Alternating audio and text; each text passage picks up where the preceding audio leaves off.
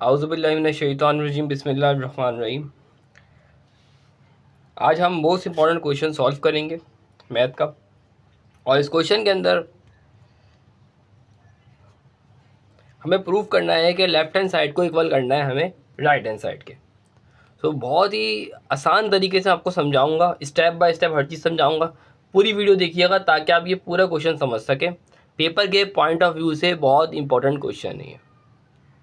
तो स्टार्ट करते हैं। सबसे पहले हमें यहाँ पे सॉल्यूशन लिखना है।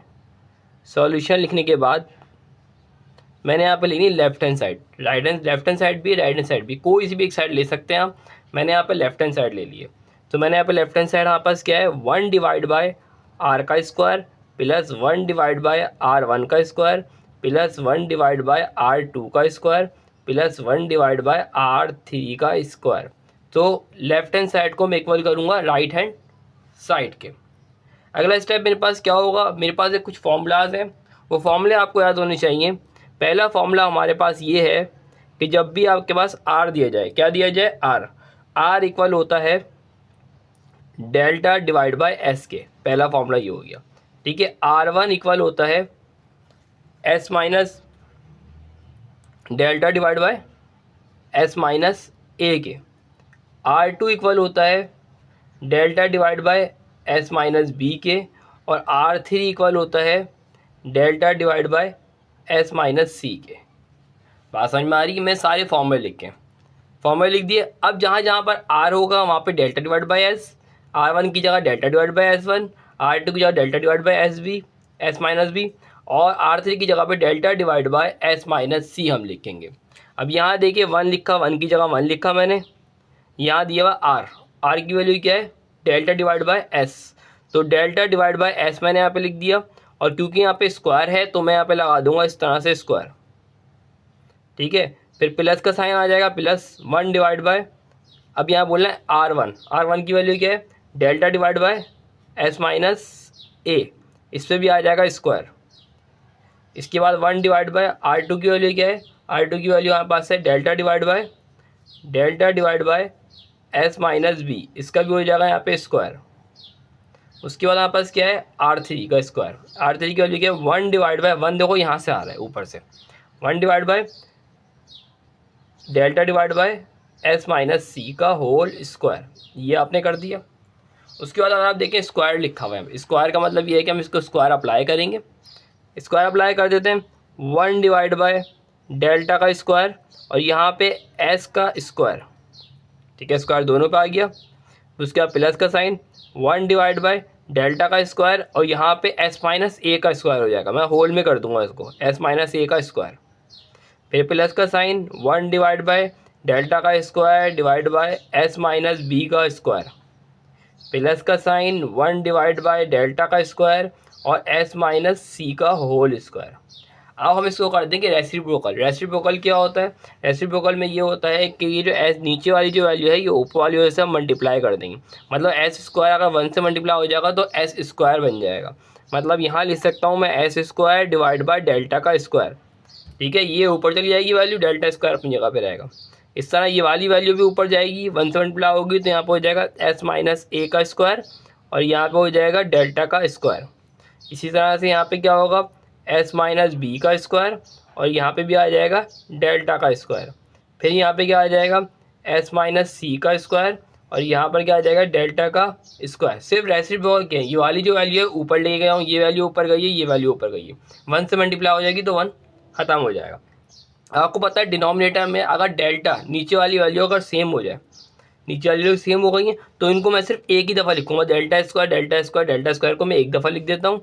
तो मैं यहाँ पे इस तरह से कर सकता हूँ, यहाँ पे सिर्फ मैं लिख दिया डेल्टा का स्क्वायर, सही है। एस स्क्वायर प्लस का एस माइनस ए का स्क्वायर प्लस का एस माइनस बी का स्क्वायर प्लस का एस माइनस सी का होल स्क्वायर। ये मैंने यहाँ पे कर दिया। अब देखो यहाँ पे लगेगा फॉर्मूला, क्या लगेगा फॉर्मूला, ए माइनस बी का होल स्क्वायर का फॉर्मूला लगेगा। यहाँ पर भी, यहाँ पर भी, यहाँ पर भी, तीनों जगह पे फॉर्मूला लगना है। तो फॉर्मूला अप्लाई करते हैं। फॉर्मूला आपको पता होगा, ए स्क्वायर माइनस का बी स्क्वायर का फॉर्मूला है ये। यहाँ मैं साइड पे लिख भी देता हूँ, शायद आपको याद भी हो। ए माइनस बी का होल स्क्वायर इक्वल होता है ए स्क्वायर माइनस का 2ab प्लस का बी स्क्वायर, ये फॉर्मूला है।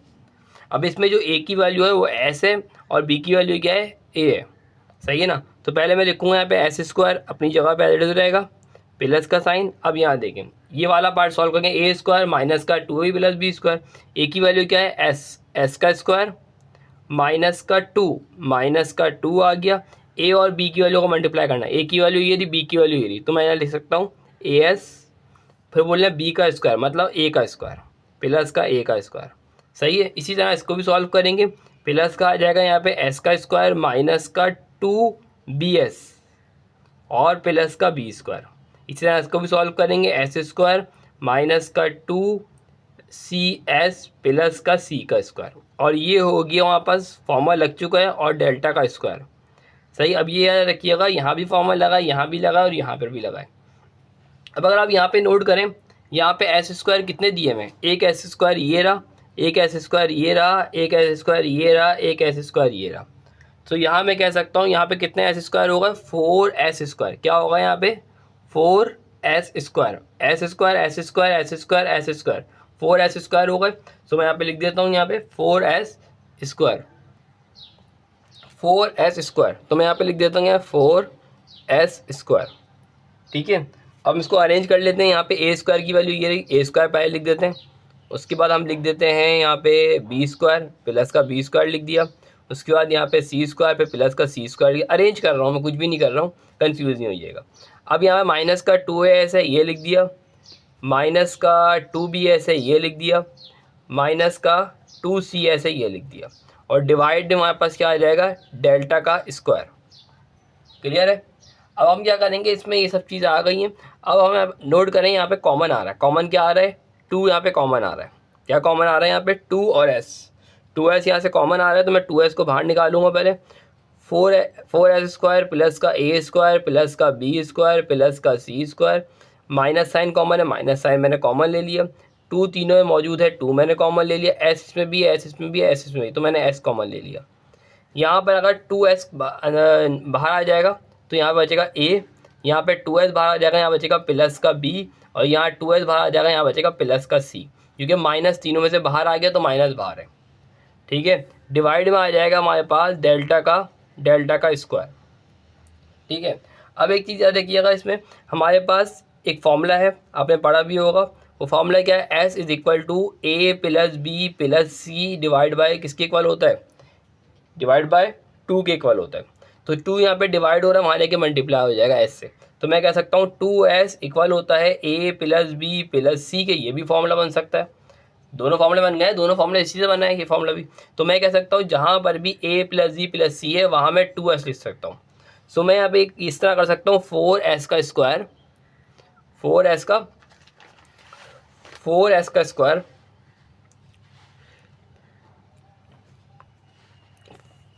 ये रहा, 4s का स्क्वायर प्लस का a का स्क्वायर प्लस का b का स्क्वायर प्लस का c का स्क्वायर माइनस का 2s, यहाँ पे a प्लस b प्लस सी की जगह मैं क्या लिख सकता हूँ 2s, तो मैं यहाँ पे लिख देता हूँ ब्रैकेट में करके 2s डिवाइड बाय हो जाएगा यहाँ पे डेल्टा का स्क्वायर, 2s से मल्टीप्लाई हो जाएगा, तो यहाँ पे क्या आ जाएगा 4s, क्या आ जाएगा यहाँ पे, क्या आ जाएगा यहाँ पे 4s, 2 टू द 4, s से मल्टीप्लाई होगा s का स्क्वायर, और डिवाइड बाय हो जाएगा यहाँ पे डेल्टा का स्क्वायर। अब अगर आप यहाँ पे देखें प्लस के 2s स्क्वायर से माइनस 2s स्क्वायर कैंसिल हो गया, तो यहाँ जो है वैल्यू बचेगी a square plus B square plus C square divide by बचेगा डेल्टा का स्क्वायर, और ये हो गया प्रूफ। तो मैं यहाँ पे कह सकता हूँ लेफ्ट हैंड साइड इक्वल हो गया है राइट हैंड साइड के प्रूफ। अगर आपको वीडियो मेरी अच्छी लगी है सो प्लीज़ वीडियो को लाइक कीजिए, कमेंट कीजिए एंड शेयर कीजिए, और अगर किसी सवाल में कोई कन्फ्यूजन है तो आप मुझसे कमेंट करके भी वो चीज़ पूछ सकते हैं। Thank you.